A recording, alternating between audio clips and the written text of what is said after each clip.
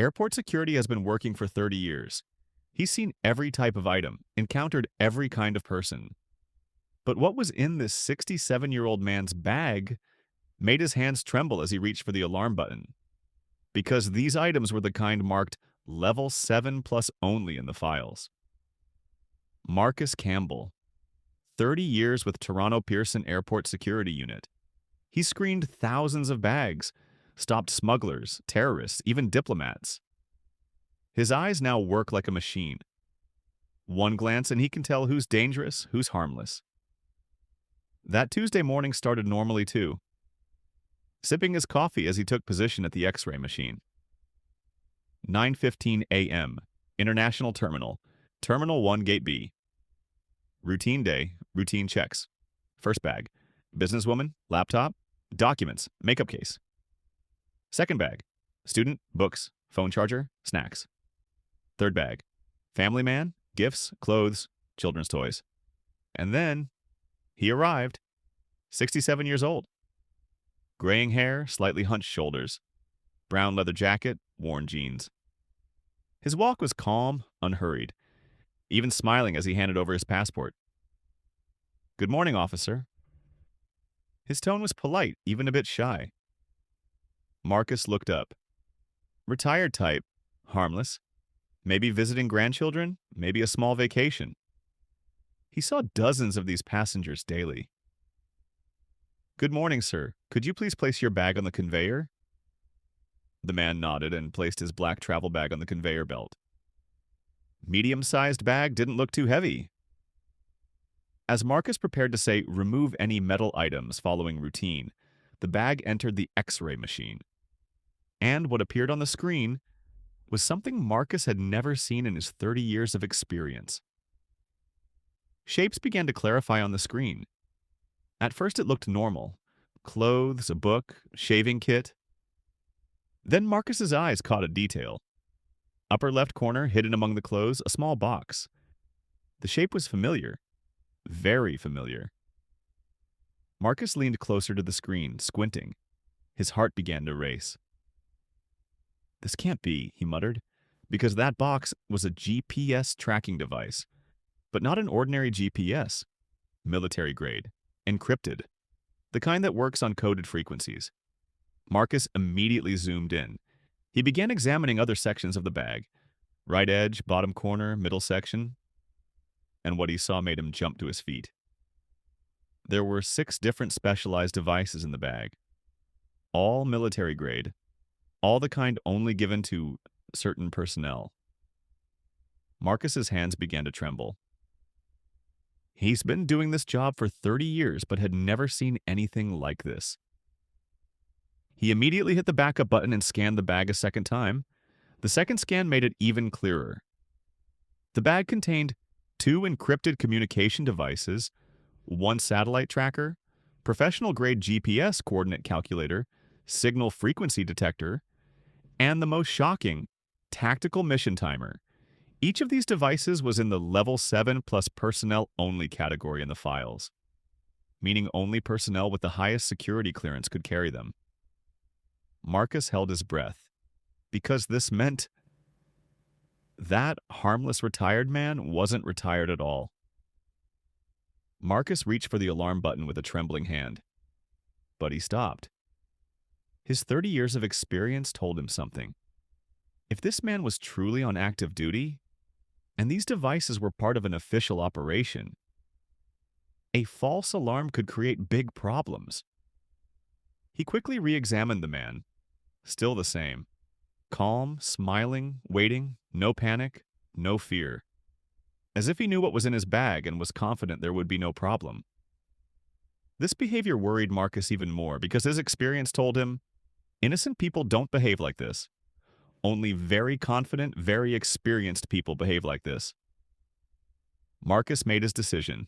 He pressed the alarm button. Code red, Gate B, immediate backup requested. 4 security officers reached there within 10 seconds. Behind them came Airport Security Chief David McLeod. 20 years experienced, transferred from Vancouver to Toronto, a man who had seen every kind of crisis. "What's up, Marcus?" David asked. Marcus pointed to the screen.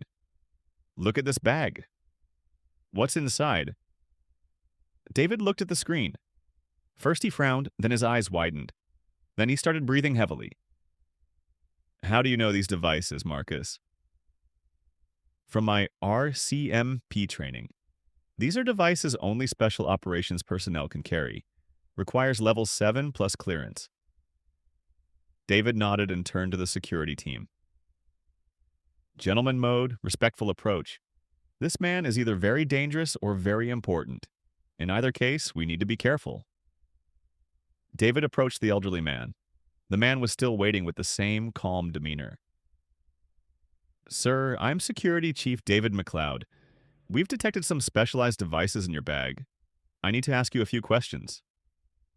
The man smiled. Of course, officer. No problem.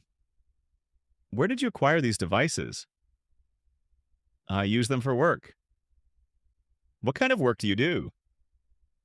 The man paused for a moment, then looked directly into David's eyes. Retired. But I do consulting from time to time. David didn't like this answer. What kind of consulting? Risk assessment, corporate security consulting. This answer could technically be correct, but David wasn't comfortable because these devices were excessive for normal security consulting. Sir, we'll need to open your bag. The man nodded. Of course. No problem. When they opened the bag, the devices were confirmed. They were indeed what showed up on the X-ray, but there was something else. In the bag's hidden compartment, a sealed envelope. David took the envelope. Only one word was written on it. Classified. And below it, a small note. In case of detention, call director. On the back of the envelope was a phone number. David dialed the number with trembling hands. The phone was answered on the second ring. Director Hamilton speaking. Sir, this is Toronto Pearson Security Chief David McLeod. We have a gentleman here with classified equipment. What's his name? David looked at the man. Sir, could you please state your name? The man smiled. Dr. Michael Harrison. David repeated to the phone. Dr. Michael Harrison. A deep breath came from the other end of the phone. Is he carrying the Meridian package? David didn't understand. Sir? Check his briefcase for a device with Meridian marking. David examined the devices one by one and found it. On the back of the GPS device, Meridian 7 was written in small letters. Yes, sir. Meridian 7 inches. Release him immediately. Full clearance. And David? Yes, sir. This conversation never happened. The line went dead.